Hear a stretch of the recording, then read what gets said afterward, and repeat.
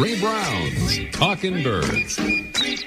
Made possible by the generous support of the Birdwatchers General Store, Orleans, Cape Cod. Birdwatchersgeneralstore.com. And by Vortex Optics with the VIP warranty. Their unlimited lifetime promise to keep you and your optic covered. Learn more at vortexoptics.com.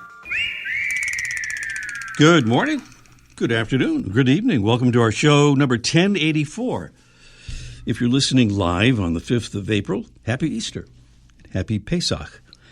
Well, on today's show, we'll learn about a new study that sheds some light on how increasing global temperatures are upsetting migratory birds' migration timing. Plus, we'll listen to an audio postcard from New Orleans, and we'll get some weekly wisdom from Just Plain Orleans on Cape Cod with Mike O'Connor, and Let's Ask Mike live. Meanwhile, thanks for all the amazing entries in our Name the Talking Birds Garden Frog contest.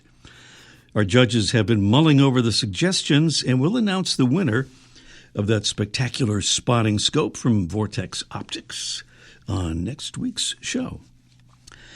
Or let's see who's whistling down in the Big Easy in this audio postcard. Hi, Ray. This is Jeff. I'm in New Orleans, in Audubon Park, standing on the edge of the pond, where hundreds and hundreds of black-bellied whistling ducks have gathered to bathe and preen and whistle. Just thought I'd let you know about this. Happy birding, everybody. Thank you so much, Jeff. Down in New Orleans, right? I said Orleans because that rhymes with the one on Cape Cod. It goes with it.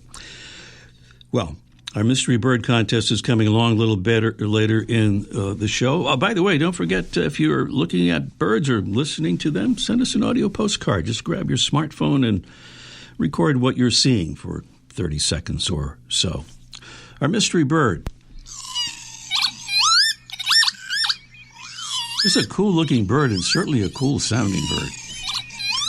We'll do the actual contest a little bit later, but this is kind of getting you ready for it. Our mystery bird is a member of the Charadridae family. It's a shorebird that's more often seen in open fields than by the shore. Its striking appearance comprises a greenish back, black chest, face, and crown with large, upright, kind of wispy head plumes, roughly the size of a rock pigeon. And in flight, it shows white tips on its broad, rounded wings. Our bird is often seen in eastern Canada and the northeastern U.S. when it wanders occasionally from its home territories in Europe and Asia. Something about our bird, and we have beautiful prizes for the winner in our contest today, including a Brome Squirrel Solution 150 feeder, part of the famous Brome Bird Care squirrel-proof feeder family. Genuinely squirrel-proof and chew-proof and easy to clean, and even featuring a vented seed tray to keep the seed fresh and dry. And we have a big bag of our favorite coffee, shade-grown, bird-friendly, truly delicious Birds and Beans coffee grown under the natural forest canopy in Central America to preserve wintering habitat for all those birds heading north right about now. Prizes on our mystery bird contest coming along a little bit later in this morning's show. We're lucky to be able to thank more Talking Birds ambassadors every week, this week being no exception. Ambassadors are listeners who have stepped up to help us spread the word about the show and what we're trying to spread the word about, birds and conservation. And thank you to Sarah Ruiz from Austin, Texas. She says, even after more than 12 years of birding, I still feel like there's so much to learn, and your podcast makes learning about birds more fun. I enjoy especially Mike's updates from the Birdwatchers General Store. She says, I've also tried to support the show's sponsors. My new binoculars are from Vortex. I have a BWD magazine subscription, and I even placed a Birdwatchers General Store order.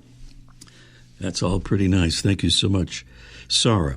And thanks to Doug Gillette from Harper's Ferry, West Virginia. Doug says, I was recommended by Ambassador William Gillette, who probably goes by Bill Gillette. You should give my dad, Bill, a shout-out because it would mean the world to him, and he's been super dedicated in his recruiting efforts. Well, thank you, Doug, and thank you again, Bill, for spreading the word as you did to Doug and to many others. Well, more than 1,000 Talking Birds listeners have become ambassadors, and we'd love to welcome many more. To become one, just click on that Get Involved tab at the top of talkingbirds.com, our homepage there, and you'll see how to join. We'll send you a little batch of our beautiful little Talking Birds cards for you to hand out to friends and family, fellow birders, and maybe future fellow birders. Well, still to come today, we'll talk with Menominee Conservation Sciences Senior Fellow Trevor Lloyd Evans about a new study concerning the mismatch increasing global temperatures are creating for birds' migration timing. Also today, Mike O'Connor will join us for Let's Ask Mike Live, something to do with red-winged blackbirds. And up next, it's today's featured feathered friend presented by the Bigger and Better BWD magazine, with each large format issue packed with beautiful photographs, illustrations, and in-depth articles, ranging from backyard birds to birding abroad. Experience birds up close with BWD at bwdmagazine.com. When I met renowned Brazilian bird photographer Edson Enrigo some years ago, I asked him if he found North American birds to be a bit dull compared to the flashy species he'd observed in the tropics. He was quick to say no, and he cited one particular species that captivated him. It was today's very familiar featured feathered friend, the American robin. People all over North America know this bird and tend to take it for granted simply because of its abundance and the fact that it's easy to observe. But the American robin is undeniably elegant in its appearance, with its gray wings and black plumaged head setting off its bright rusty underparts. It's called a robin thanks to its superficial resemblance to the European robin, to which it's not closely related. The American robin is part of the Turdidae, or thrush, family, and some folks suggest that a better name for it might be the American thrush, or as our friend Peter Trull suggests, the black-headed thrush.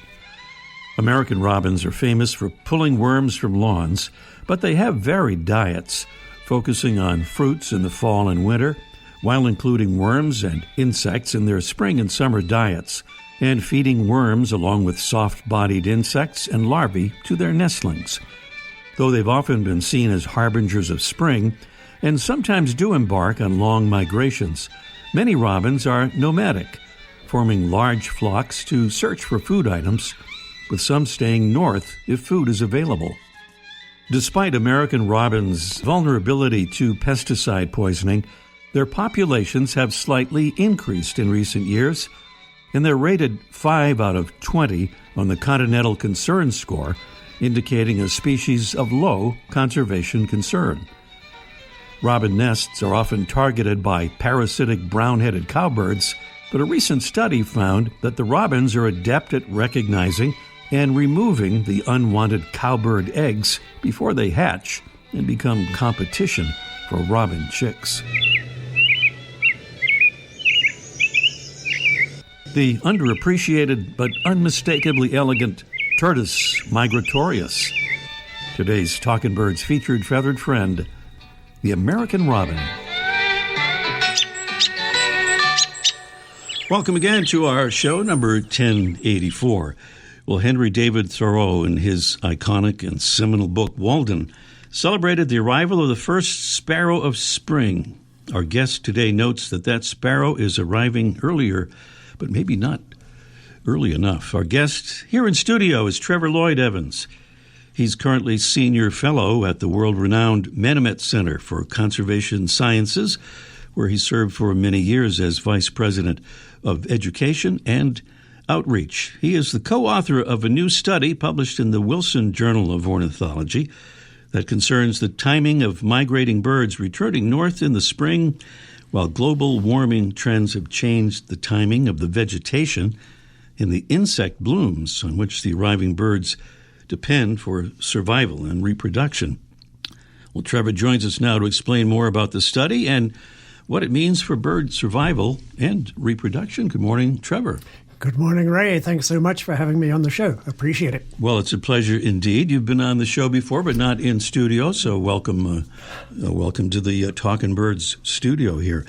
So how big a mismatch is this, Trevor, and what are the implications for the long or short-term survival of migrating birds? Well, you've jumped right to the bottom line of our article at this point, and everyone knows that the climate is warming, right? Well, almost everyone.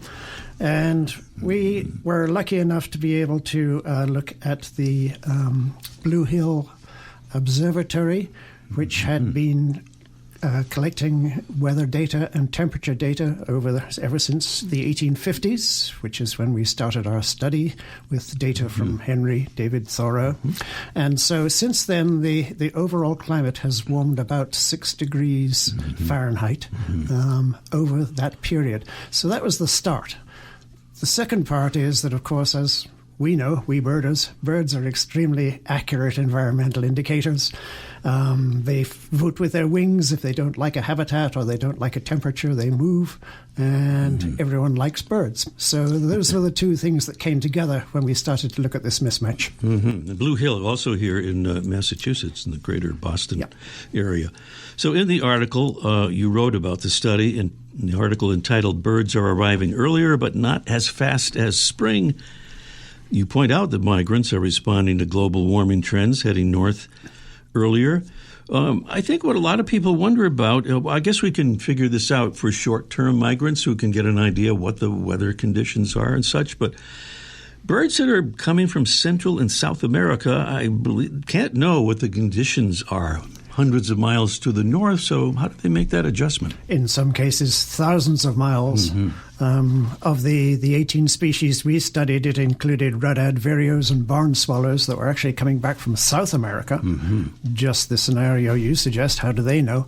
A number of warblers and thrushes and so on from Central America who can detect the slightly increasing day length, which is the trigger for them to start migrating north in spring.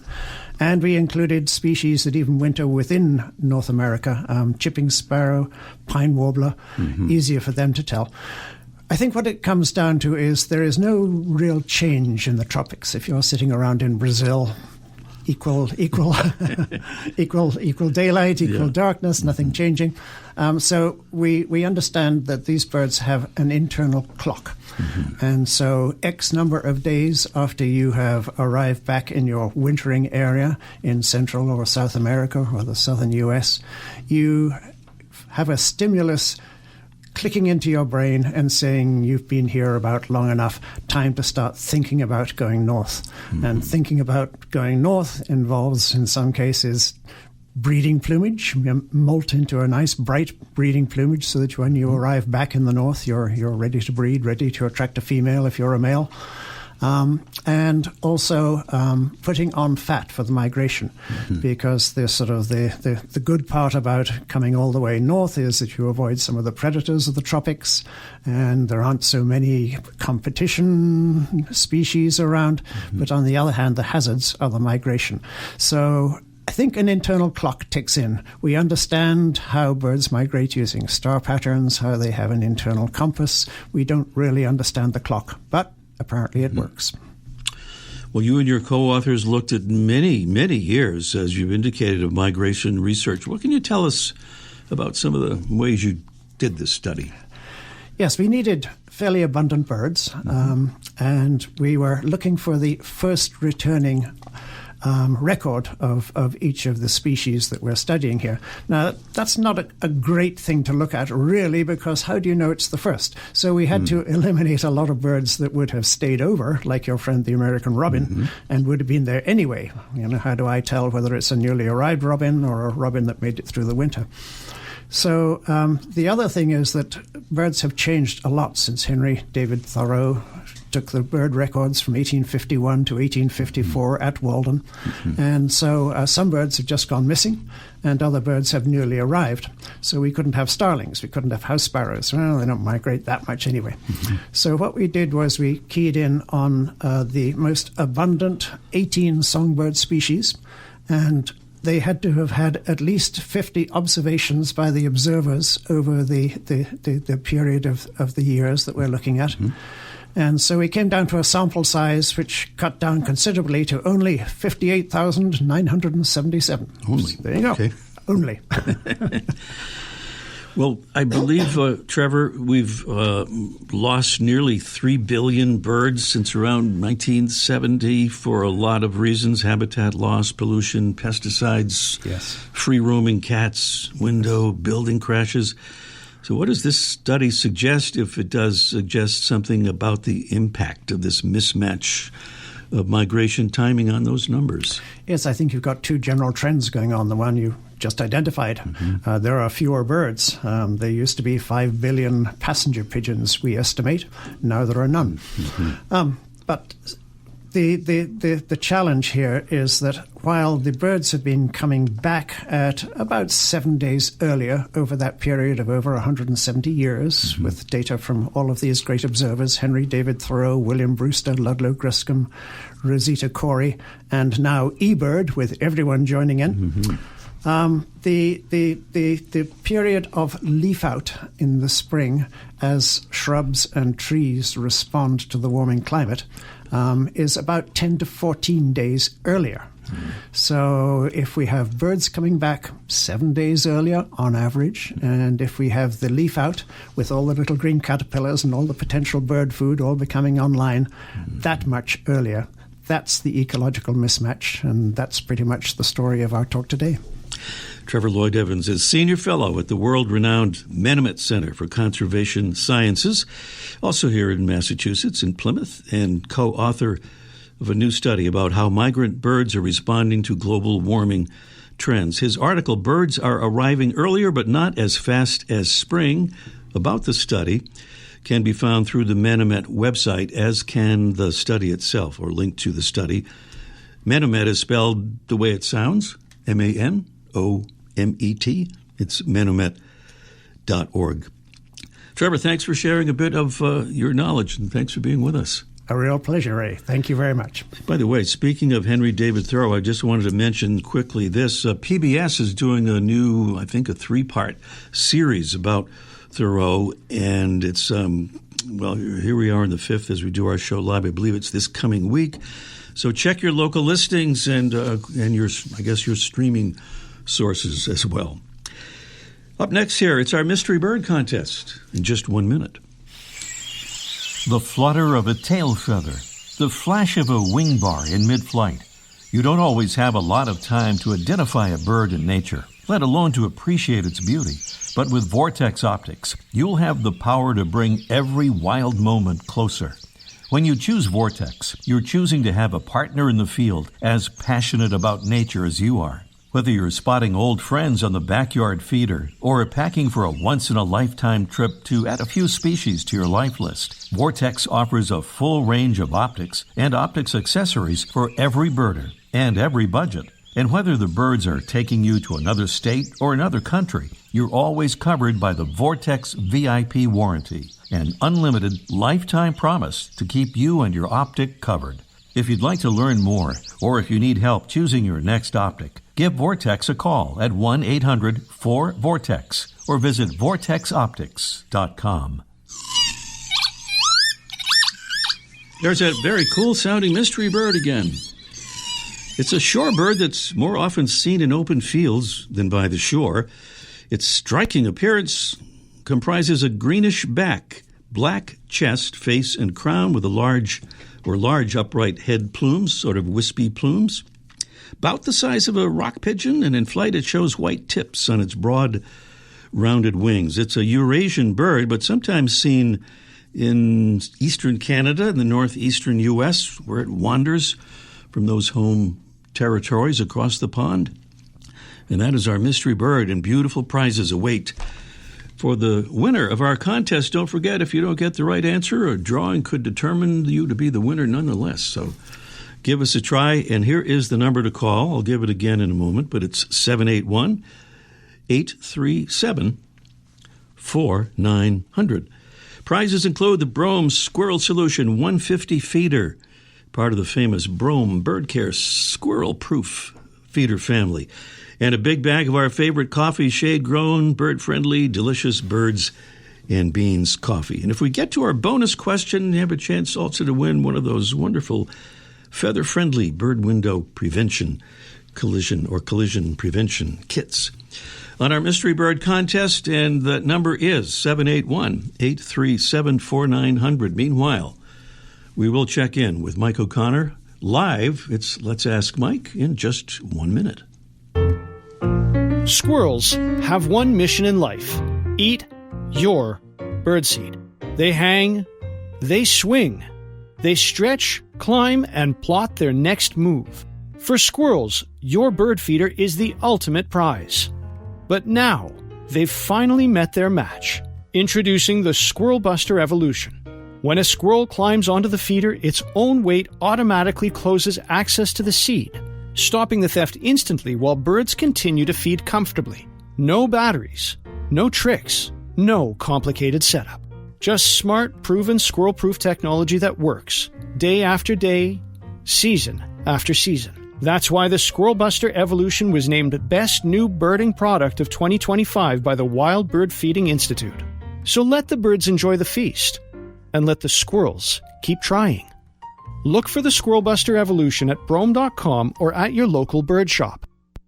Mike O'Connor down there at the world-famous Birdwatchers General Store on Cape Cod is going to tell us something about why female red-winged blackbirds aren't really red-winged blackbirds. No, that can't be right. It's something the way they look very different. I think it is. Mike, good morning.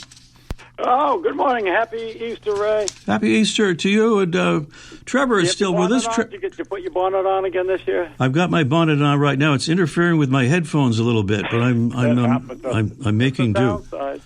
Trevor Lloyd Evans has been kind enough to stay with us here in the studio, so you can say hey to him. Easter, Trevor. Hello, Mike. Nice to hear from you. I'm just back from California, where I've been looking at red-winged blackbirds. So there you go. Yes. There you go. That's all part of the plan that we were leading up to this segment here. This is a well-oiled show, man. You get it all together. So that's what we'll talk about today, a little bit about the red-winged blackbirds, which is one of the most abundant birds of North America and very distinctive, and everybody should know, except, and every year we get this, the trouble with red-winged blackbirds, it's named after the male only. This could be another name change problem, I guess, but it's only after because the female doesn't look anything like the male.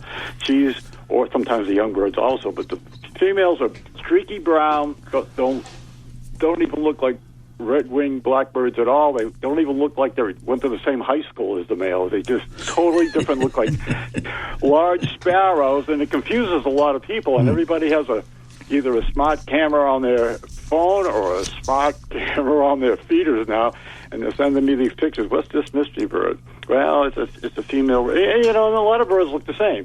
Blue jays, male and females look the same. Chickadees, catbirds, they all look the same. But these birds are totally different. And, I guess people say, well, why would the females look different? Well, because they're brown and more cryptic, and they can hide in the reeds while they're nesting or hide in the cattails while they're nesting, which I guess makes sense, but doesn't help the blue jays when they nest. The females are bright blue. But anyways, so we solved that, and now I'm getting other questions about people, because there's two species of similar birds, and there's the tricolored, I almost said heaven again, tricolored blackbird, and people are thinking they see that, and I tell them they're not, and they always seem disappointed. Tricolored blackbird looks very similar to the red-winged blackbird, except when the bird is displaying, you see that big white patch, and it's outlined with a little yellow. That would be the red-winged blackbird. And the tricolor heron, which is really 99% of the world's population live right in California. So if you don't live in California, you're probably not going to be seeing one. But their wing has the red patch again, but the outline on the edge is white. So, in some of the field guides, they show these birds don't always display this bright red. When they're on their territories, they're showing off, they display the bright red, but when they're feeding and they want to be inconspicuous, they keep their wings closed, and you don't see much of the red. You see this little outline. And from a distance, it could be yellow, it could be white, but believe me, if you don't live in California or really close to California, you're not seeing a tricolored heron. I almost a tricolored blackbird. Yeah. We went through that off the air, calling it the tricolored heron, but I thought we'd fix that. Okay. I know. I'm tough making this adjustment. And here's something I didn't know, and this is how dumb I am. I always thought the hockey team, Detroit Red Wings, was named after the bird, but that's absolutely not true. I couldn't discover it. So pass that information along. Is it named after the boots? It's named after just the design that the original owner came up with. Right. He just liked that name, and it was actually formulated after a Canadian team. It wasn't even a hockey team. And he liked the way the logo looked, and he adjusted it. Actually, if you look at the logo, it's a wheel, because Detroit is wheels. Yeah. Because it's the Motor City, and he thought Red Wing would be look like power. And all my thought that that's a nice bird name. Well, I guess I was wrong about that, too. All right. Well, we're off the topic of birds now, but Trevor, you've just been seeing red-winged blackbirds, as you said, out in California. I have, and there is another useful difference that I'm sure Mike's aware of, which is that they do sound different. So if you get a red-winged blackbird male in a marsh and you get one of the tricolors, you can spot that difference. Also, at Manomet Bird Observatory, we catch birds, band them with Fish and Wildlife bands, take the data, let them go, part of our ongoing studies for over 50 years now. And we can measure. So the males are appreciably bigger than the females, even if they're not in that bright plumage. So we have the advantage of being able to sit down and measure the amount of red on the wings. All right. Well, that is Let's Ask Mike, featuring Mike and Trevor this morning. Yeah, like we're a team now. I like this. Mike. Nice to hear you, Mike. Thank you, Mike. Guys. Happy Easter, everybody. Happy Easter. Mike O'Connor there at the famous Birdwatchers General Store on Cape Cod, Massachusetts. All right, that brings us right back here, and a little bit of time left for the mystery bird contest here. There's that bird again. Kind of like hearing. 781-837-4900. I think I forgot to give the number a second time before, even though I promised that I would. But I'm doing it now for what that's worth. 781-837-4900 is the number. Call us as soon as you can, so we might have time. And Caroline is on the line. Hello, Caroline. Happy Easter. Happy Easter to you. You heard our clues and all that on the mystery bird, I believe. My guess is a horned lark. A horned lark. That is one of those top quality guesses there, but doesn't appear to be exactly correct. But thank you, Caroline. You're welcome. All right, let's try Larry. He's right down the road from us here in Massachusetts. Hello, Larry. How you doing? Happy Easter. Happy Easter to you, Larry. And what do you say for the mystery bird there?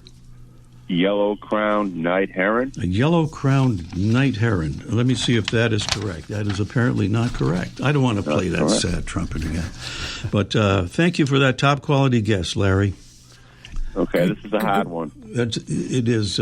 Good guesses, Ray. They both had crests, and they were close. Yeah, good guesses for the consolation of that. But we are just about, I think, out of time here for our thing. We might have to just declare a winner unless we sneak another call through within the next few seconds here.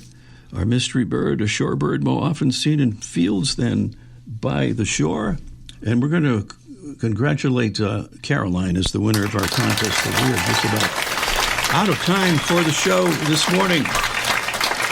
Thanks to our amazing Talking Birds team, Debbie Bleacher, Freya McGregor, and our producing engineer, Jesse Wilkins. I'm Ray Brown, reminding you that you can enter next week's Mystery Bird Contest no matter where you are on the planet if you listen live. Easy to do at talkingbirds.com under the Listen tab. Thanks so much again, Trevor Lloyd Evans, for joining us here in the studio, and we'll see you next week.